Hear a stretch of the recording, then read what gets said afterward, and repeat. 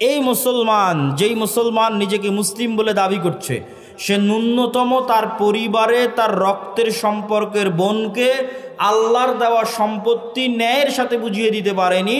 ওই মুসলমানকে যদি আমি আজকে রাষ্ট্রের দায়িত্ব দিই, 16 বছর যা দুর্নীতি হয়েছে ও তার কয়েক গুণ বেশি দুর্নীতি, 16 বছর যা জুলুম হয়েছে ও তার চেয়ে বেশি জুলুম করবে। কেননা সে তার পরিবারে তার বোনের সাথে ন্যায় প্রতিষ্ঠা করতে পারেনি। কেমনে সম্ভব যে সে রাষ্ট্রের দায়িত্ব বলে রাষ্ট্রের ন্যায় বিচার প্রতিষ্ঠা করবে? উদাহরণ 2, আপনাদের এই কাপাসিয়া, টোক, গাজীপুর অঞ্চলের মানুষ মিলিয়ে দেখেন, এরকম অসংখ্য জায়গায় বিবাহ হচ্ছে যেখানে মুসলিম মেয়ের বিবাহ হচ্ছে যৌতুকের ভিত্তিতে। যৌতুক নিচ্ছে কে? মুসলমান যৌতুক নিচ্ছে। মুসলিম সন্তান, মুসলিম যুবক, মুসলিম পিতা যৌতুক নিচ্ছে। বিবাহে উপস্থিত আছে হাজি, নামাজি, আলেম, আলহাজ, ওমরাকারী, দানবীর, কাজী, এমন কে নাই যে বিবাহে উপস্থিত নাই? সবাই মুসলমান, সবাই আল্লাহওয়ালা, সবার দাড়ি টুপি আছে। সবার চোখের সামনে একটা মেয়ের সাথে এবং একটা মেয়ের পরিবারের সাথে অন্যায় হচ্ছে। কি হচ্ছে? কথা বলেন না কেন? কি হচ্ছে? অন্যায় হচ্ছে। আপনি নিশ্চিত থাকেন, এই যে যুবক তার স্ত্রীর কাছে যৌতুক নিয়েছে, এই যে ছেলের পরিবার যে ওই মেয়ের পরিবারের থেকে যৌতুক নিয়েছে, আর ওই বিবাহে যত মুসলমান উপস্থিত হয়েছে, এদেরকে আজ এখন যদি রাষ্ট্রের দায়িত্ব দেওয়া হয়, তো গত 16 বছর যা দুর্নীতি হয়েছে আর একদিনে তার চেয়ে বেশি দুর্নীতি। তাহলে কিভাবে আপনি বলবেন যে ইসলাম রাষ্ট্র ক্ষমতায় প্রতিষ্ঠিত হবে? এই সমস্ত মুসলমানদের দিয়ে, যারা অন্যায়কারী, মিথ্যুক, দুর্নীতিবাজ, তাদের দিয়ে ইসলাম প্রতিষ্ঠিত হবে রাষ্ট্রে? অসম্ভব, অসম্ভব। ইসলামের ব্র্যান্ডিংই হচ্ছে ন্যায় বিচার প্রতিষ্ঠা।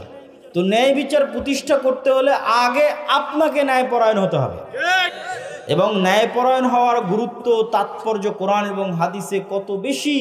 রাসূলুল্লাহ সাল্লাল্লাহু আলাইহি ওয়াসাল্লাম বলছেন, সাবআতু ইউদিল্লুহুমুল্লাহ ইয়াওমা লা দিল্লা ইল্লা দিল্লুহ, 7 শ্রেণীর মানুষকে কঠিন কিয়ামতের মাঠে বিশেষ ছায়া দেওয়া হবে।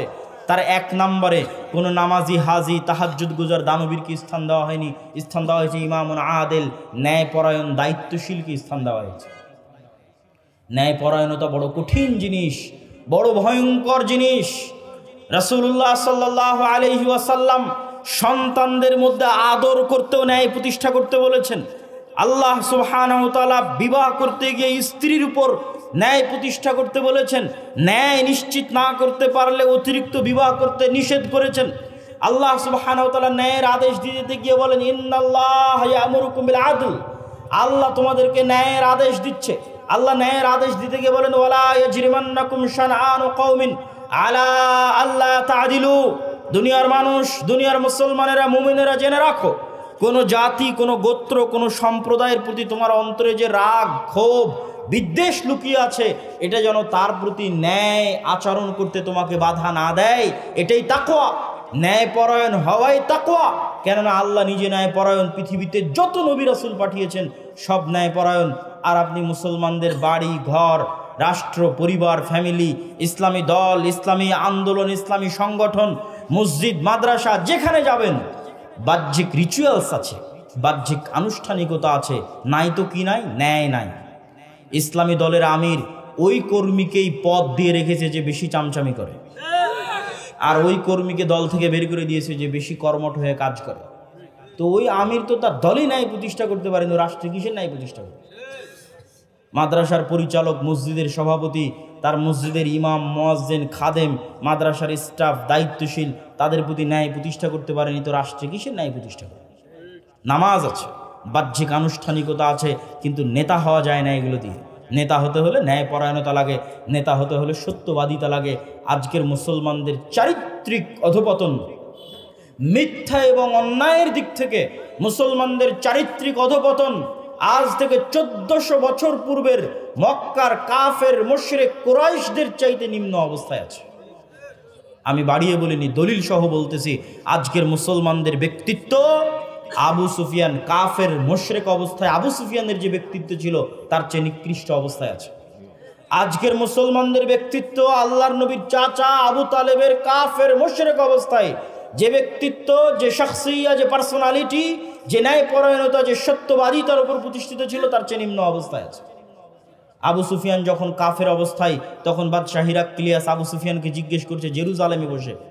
জেরুজালেমে আবু সুফিয়ানকে জিজ্ঞেস করা হচ্ছে, বাদশাহ হিরাক্লিয়াস জিজ্ঞেস করছে, না কোনো ফোন আছে, না কোনো ক্যামেরা আছে, না কোনো লাইভ আছে, না কোনো রেকর্ডার আছে, আর আবু সুফিয়ানকে জিজ্ঞেস করা হচ্ছে তার চিরশত্রু সম্পর্কে। অথচ আবু সুফিয়ান একটা কথা তার শত্রু মুহাম্মদ সাল্লাল্লাহু আলাইহি ওয়াসাল্লাম সম্পর্কে মিথ্যা কথা সেই দিন বাদশাহ হিরাক্লিয়াসের দরবারে দাঁড়িয়ে বলেনি। আজকে আপনি আপনার বাংলাদেশের যে কোনো রাজনৈতিক নেতাকে তার বিপরীত রাজনৈতিক দলের নেতা সম্পর্কে জিজ্ঞেস করে দেখেন, যা বলবে 16 আনায় মিথ্যা। কেননা এই গণতান্ত্রিক রাজনীতি টিকেই আছে মিথ্যার উপর। এখানে মিথ্যুক না হলে আপনি রাজনীতি করতে পারবেন না, আর মিথ্যুক কখনো নেতা হতে পারে না। নেতৃত্বের গুণ মুসলমানদের ওখানেই হারিয়ে গেছে। আমেরিকা, ইউরোপ গিয়ে দেখেন মুসলমানেরা কাফের মুশরিকের কাছে মিথ্যা বলছে 2 টাকা বেশি পাওয়ার জন্য, মিথ্যার উপর প্রতিষ্ঠিত হয়ে আছে। রূপগঞ্জের মানুষকে দেখেছি গত নির্বাচনের সময় যে সব এমপির কাছ থেকে টাকা নিয়ে বলেছে তাকে ভোট দিবে। মিথ্যুক। মুসলমানদের বেসিক যে গুণ, সেই গুণ তারা হারিয়ে ফেলেছে। কেমনে তারা নেতা হবে, কেমনে তারা কল্পনা করে যে ইসলামকে তারা রাষ্ট্র ক্ষমতায় প্রতিষ্ঠিত করবে, কেমনে, কোন দিক থেকে, কোন সেন্সে? রাসূলুল্লাহ সাল্লাল্লাহু আলাইহি ওয়াসাল্লাম বলেন, সালাসুন মান কুন্না ফিহি, 3টে বৈশিষ্ট্য যার মধ্যে থাকবে সে মুনাফিকান খালিসা, খাঁটি মুনাফিক। ইজা হাদ্দাসা কাযাবা, কথা বললে মিথ্যা বলে, ওয়াদা করলে ভঙ্গ করে, আর দায়িত্ব দেওয়া হলে দায়িত্বের খেয়ানত করে। যখন দায়িত্ব দেওয়া হয় সেই দায়িত্বের খেয়ানত করে, সব হচ্ছে মুনাফিক। আপনি কত ওসি, ডিসি, এসপি, মন্ত্রী, মিনিস্টার, এসিলেন্ট, সাব রেজিস্ট্রার নেবেন যারা নামাজি, আল্লাহওয়ালা, হাজি, কিন্তু সে যে পদে দায়িত্ব পালন করছে ওই দায়িত্বের সাথে খেয়ানত করতেছে। কিন্তু আমরা তাদেরকে বুঝাতে পারিনি ইসলাম কি। বুঝাতে না পারার কারণে মানুষ বলে যে আমি প্রশ্ন ফাঁসের টাকা আল্লাহর রাস্তায় দান করি। কেমনে বলে? এটা আমাদের ব্যর্থতা। আমরা যারা দায়ী, আলেম, ওলামা, তাদের ব্যর্থতা।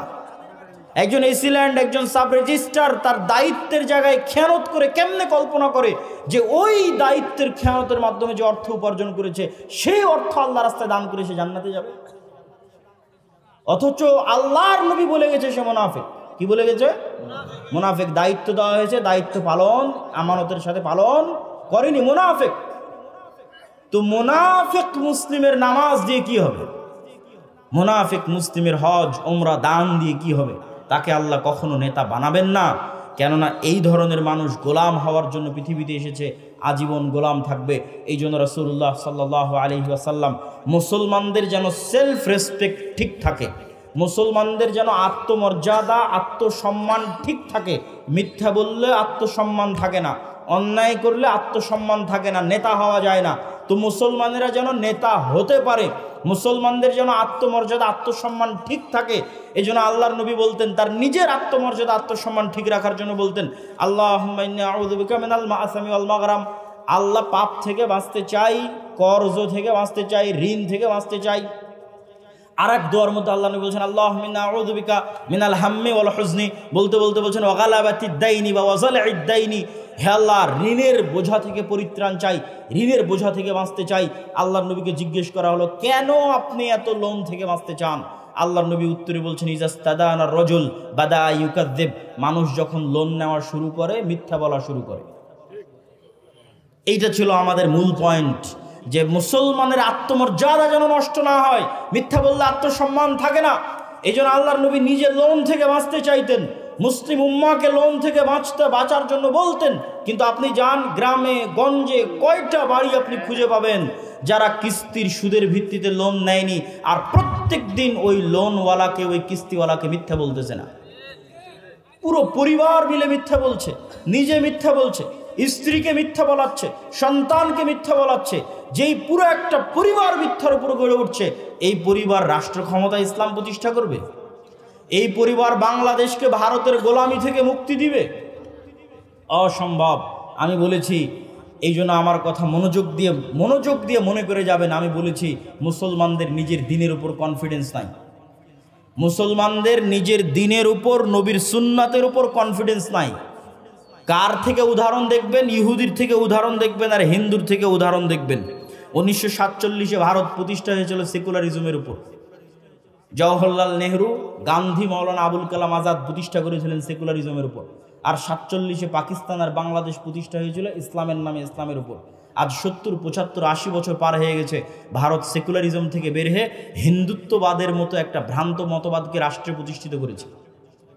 আর মুসলমানেরা পাকিস্তান আর বাংলাদেশের মতো মুসলিম রাষ্ট্ররা পাল্লা দিচ্ছে পৃথিবীকে দেখানোর জন্য, দেখো আমি কত বড় সেকুলার, আমি কত বড় ধর্মবিদ্বেষী, দেখে যাও আমাকে, কত বড় সেকুলার, আমাকে চিনে যাও, যে আমাকে একটু দাম দাও, মূল্যায়ন করো।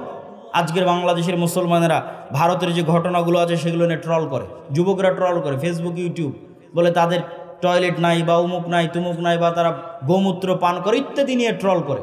আমার কথা হচ্ছে, ও যদি গোমূত্র পান করে তো গোমূত্রের মতো একটা ভ্রান্ত জিনিসের উপর তার কনফিডেন্স কোন লেভেলের, যে ওইটাকে রাষ্ট্র পর্যন্ত নিয়ে চলে গেছে। তুমি তোমার নবীর কয়টা সুন্নাত তোমার জীবনে, তোমার পরিবারে, তোমার সমাজে, তোমার রাষ্ট্রে বাস্তবায়ন করেছে? তুমি কত বড় মরদ দেখাও। হিন্দুরা মরদ, ভারতের হিন্দুরা মরদ, তাই হিন্দুত্ববাদকে রাষ্ট্রে প্রতিষ্ঠিত করেছে। তুমি কোন লজ্জায় তাকে নিয়ে ট্রল করো? তুমি যদি তাকে নিয়ে ট্রল করতে চাও তো তোমার নবীর সুন্নাতকে তোমার জীবনে বাস্তবায়ন করে দেখাও, যে হ্যাঁ আমি পুরুষ, আমি কাপুরুষ না, আমি সাহসী বীর পুরুষ, আমারও আমার নবীর দিনের সুন্নাতের উপর কনফিডেন্স আছে, আত্মবিশ্বাস আছে। লন্ডন শহরে জরিপ চালান, কয়টা ইহুদির মুখে দাঁড়িয়ে আছে আর কয়টা মুসলমানের মুখে দাঁড়িয়ে আছে।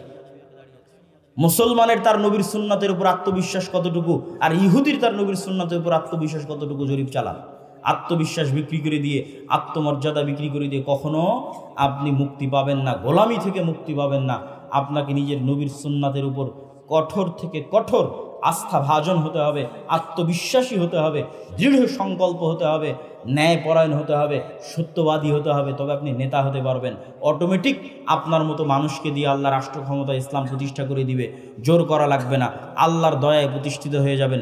আর যদি ন্যায় না থাকে, সত্য না থাকে, নিজের নবীর দিনের উপর কনফিডেন্স না থাকে, কম্প্রোমাইজ করার মানসিকতা থাকে, তাহলে যতই বক্তব্য দেন, অন্তত আপনার মতো মানুষকে দিয়ে আল্লাহ ঠেকা পড়ে নিজের রাষ্ট্রে ইসলাম প্রতিষ্ঠা করতে হবে, দিয়ে ইসলামকে কলঙ্কিত করতে হবে। বিকৃত ইসলাম প্রতিষ্ঠা করে, কম্প্রোমাইজড ইসলাম প্রতিষ্ঠা করে ইসলামকে কলঙ্কিত করতে হবে, এই ঠেকা আল্লাহ সুবহানাহু ওয়া তাআলার পড়েনি।